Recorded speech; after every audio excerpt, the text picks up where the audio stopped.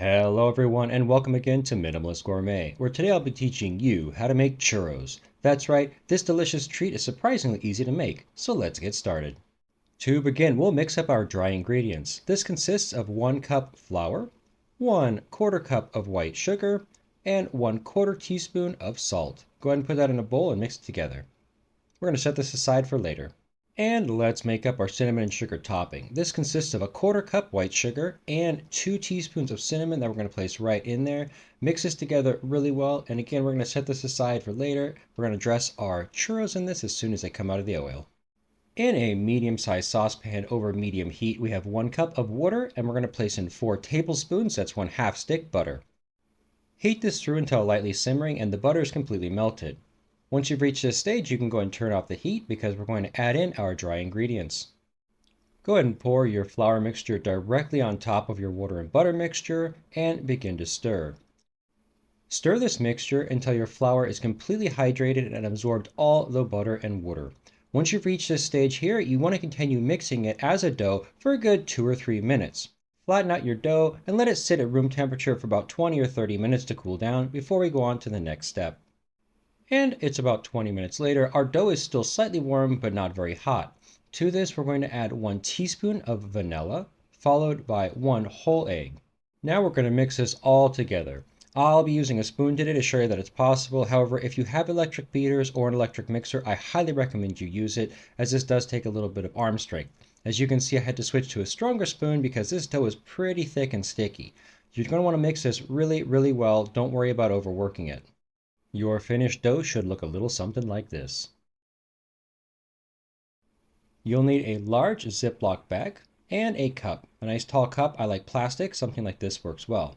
Now take the bag and use something like a spatula to push down one of the corners all the way to the bottom and then fold the top over the rim of the cup so it looks like this. Or if you have a pastry bag with piping tips, that'll work just as well. And now we need to load in our dough. Go ahead and just take spoonfuls of your dough with a spatula and press them down all the way to the bottom. You do want to make sure to really press it down, as you don't want air bubbles in your bag if possible. Now, with all my dough loaded up into my bag, I like to take a second here and work out all these little air bubbles and form the dough into a nice cohesive ball.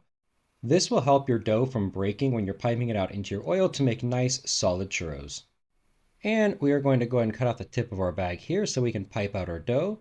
You're looking for a hole about the size of a dime. I've preheated a pot of oil over medium heat until it's about 350 degrees. Now I'll be piping this dough directly into the oil and using my scissors to cut off our churros. Take your time when doing this. This dough is very thick and very sticky. If you squeeze too hard, you'll blow out your bag.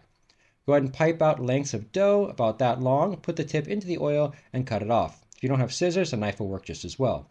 You're going to continue doing this, squeezing out your churros here into the oil, cutting them off and allowing them to fry.